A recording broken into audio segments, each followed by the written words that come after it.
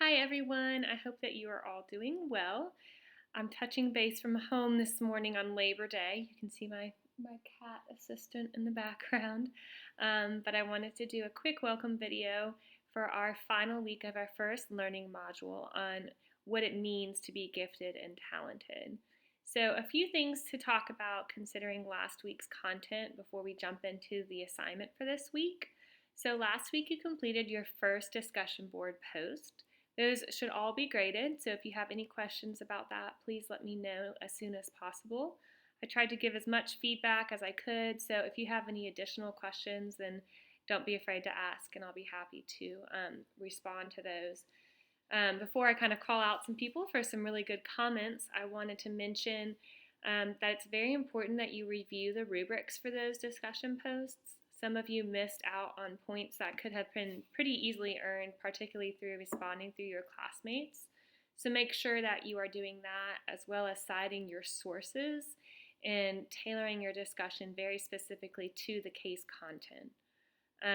This is really your opportunity to demonstrate that you have read the material and that you have an understanding of the content that we're reviewing for the week. Since this is not a face-to-face class, I want you to imagine those discussion posts like your class participation and interacting in a discussion. So I do take those very seriously. But anyway, to talk about the content a little bit, basically last week we have a discussion post about Mr. Taylor, who is struggling to convince his principal that gifted education is necessary.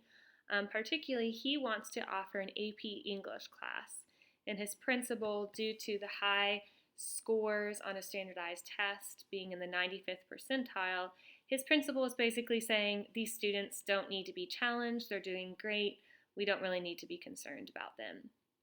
First off, guys, this is totally normal. A lot of times, principals are more focused on being concerned about what we call achievement gaps and closing those than they are about challenging students. However, something I want you to be aware of is there's also something called an excellence gap. And the excellence gap is basically saying that we have a gap in services for those students who are excelling. When we get into our module on the invisible gifted, we'll also see that a large portion of that excellence gap is due to some lack of diversity in our identified gifted students. So there's a lot of points in terms of underrepresentation in gifted education as well that we will be looking into. But first and foremost, this study is all about what is gifted education and why is it important. Several of you guys started off your discussion post by saying Mr. Taylor needs to clearly define giftedness and talk with his principal from that point. I thought that was a very smart way to start this discussion. I'm looking through a couple of your own comments.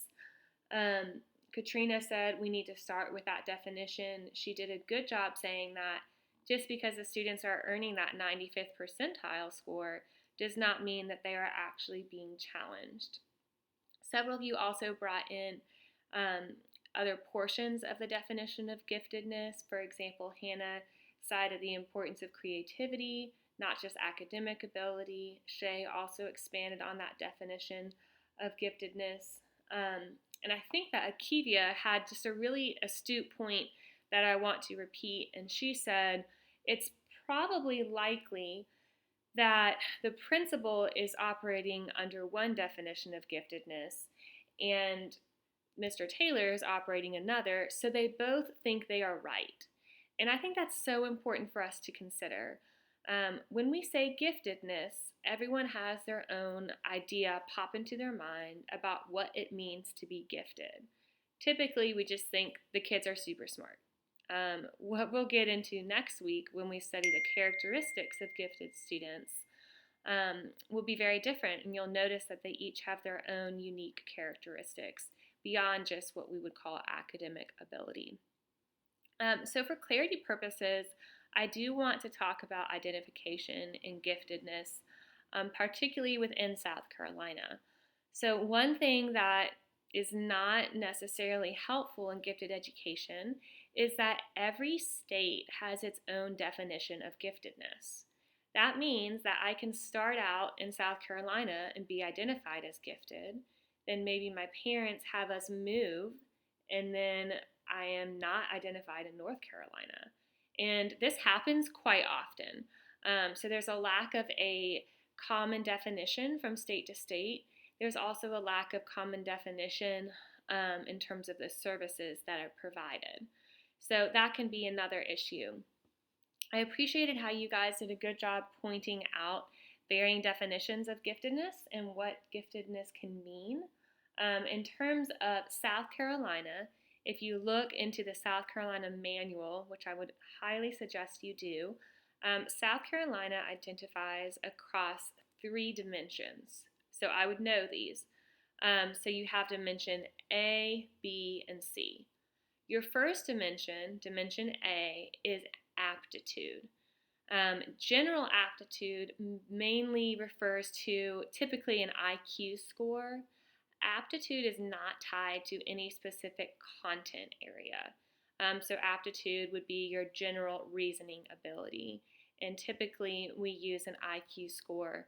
I know in South Carolina they use what's called the COGAT, but there are various different tests that can be used there. So your first dimension, dimension A, is an aptitude score.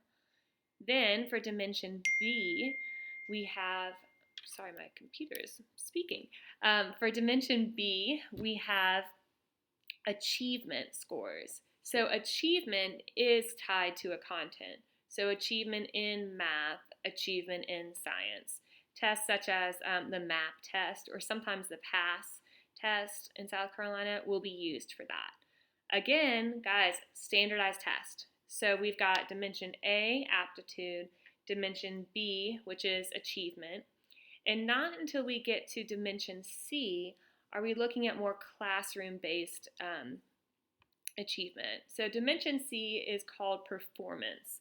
That can be identified either through a grade point average or GPA, or if it's a younger child, they use a performance task, which is honestly kind of a bear to administer.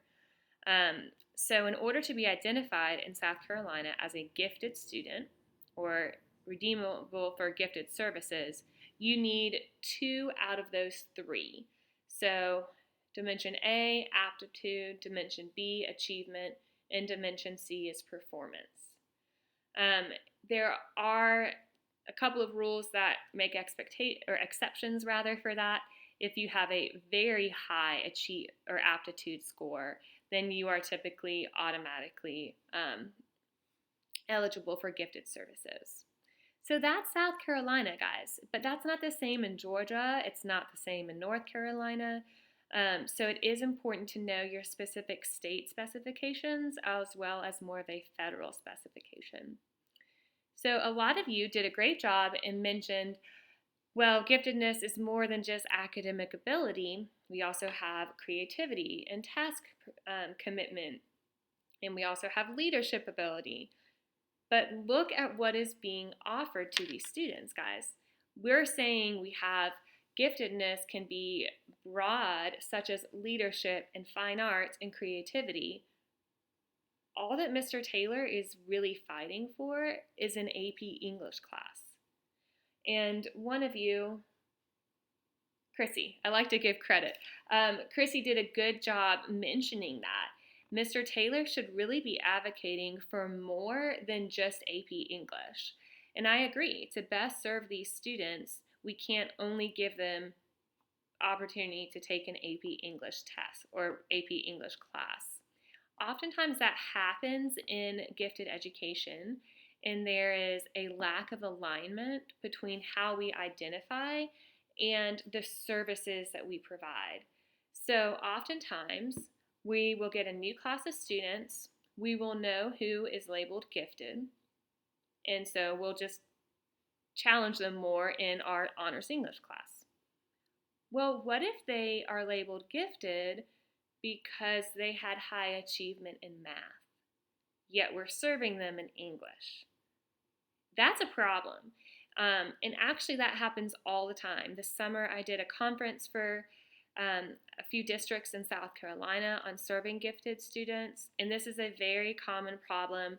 You receive all of your students for the year, you know which students are gifted, but we don't know in which way they are gifted. And unless we, as the teachers, really do some digging, we could be challenging a gifted student in math only in English. And even more so, it is possible that the child is gifted but also has a reading disability. We would call that twice exceptional. And we'll get more into that next week when we look at characteristics of gifted students. But my big takeaway for you guys in this module is giftedness is very broad, but oftentimes we serve it in a very narrow manner. And therefore, we really need to know our students and how are they gifted so that we can best serve them in the classroom. Chrissy also mentioned that identification is ongoing. Oftentimes, as students get older and older, it's just clear these are your gifted kids, these are your not gifted kids. But identification is ongoing, so students can be identified for gifted services at any age.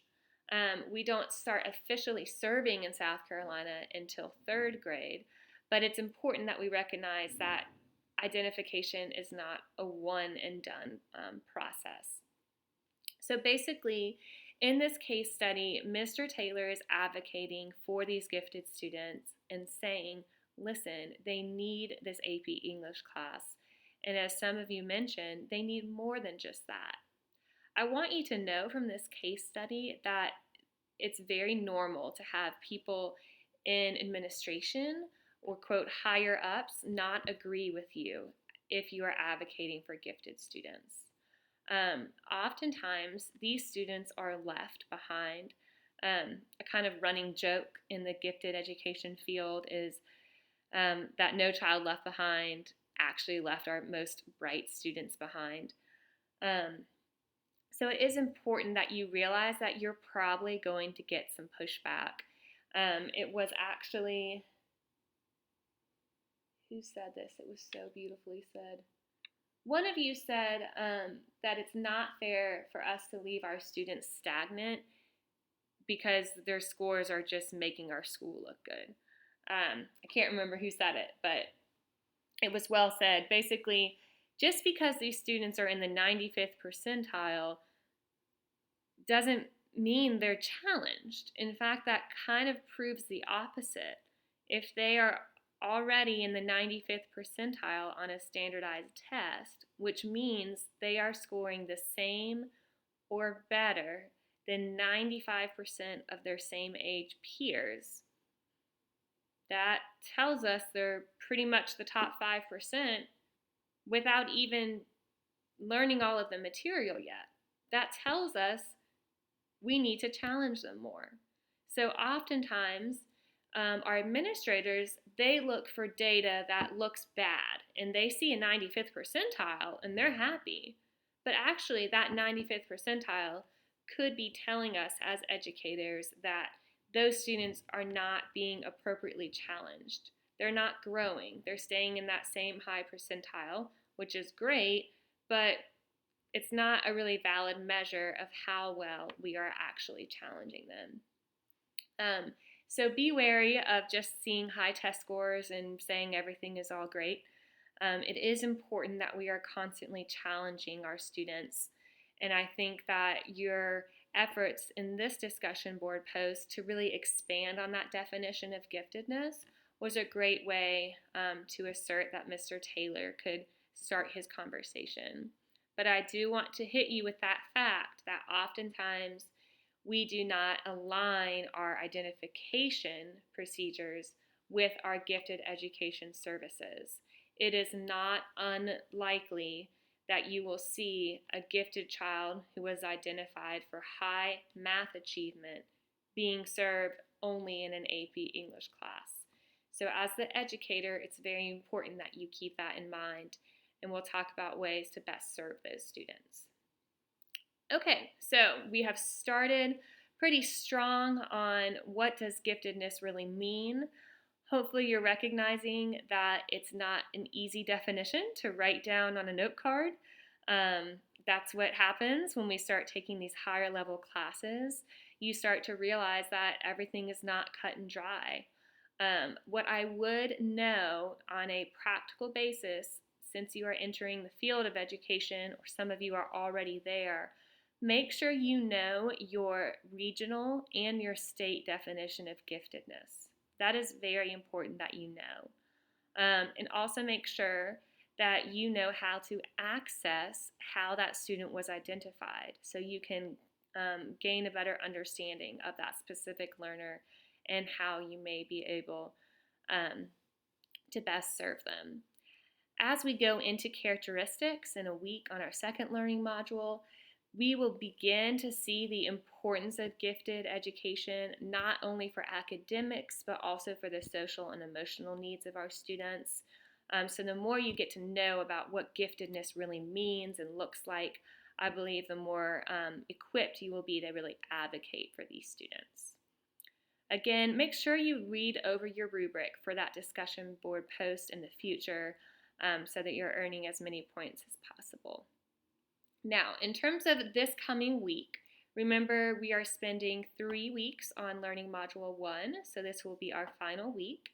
And for this week, I want you to look back on that myths versus reality survey that you took at the very beginning of our class.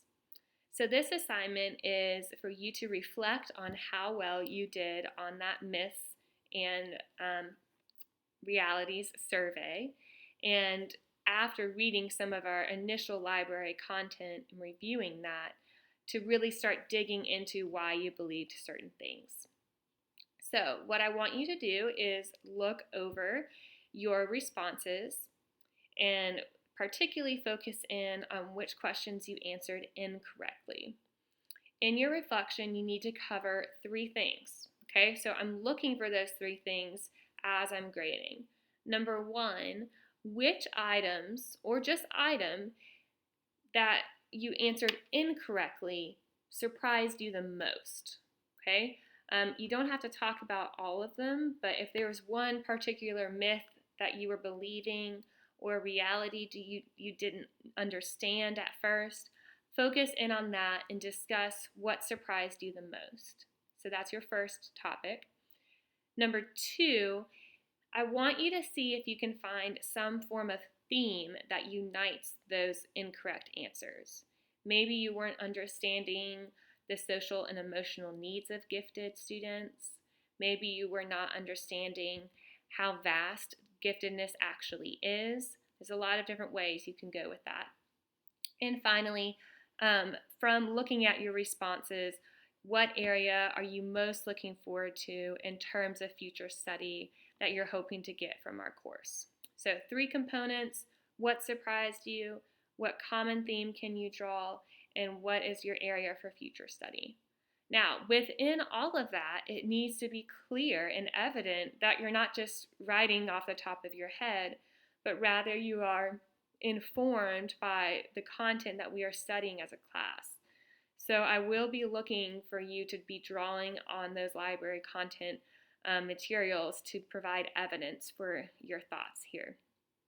That is your only assignment for this week, and it will be due Sunday evening. So I'm looking forward to reading those reflections and particularly looking forward to jumping into our next module so we can start really digging into the characteristics of our gifted learners. But that's it for this week, so I'll be looking for those reflection assignments by Sunday evening. And as always, I'm quite willing to talk to you with any questions or comments you may have. Thanks, guys.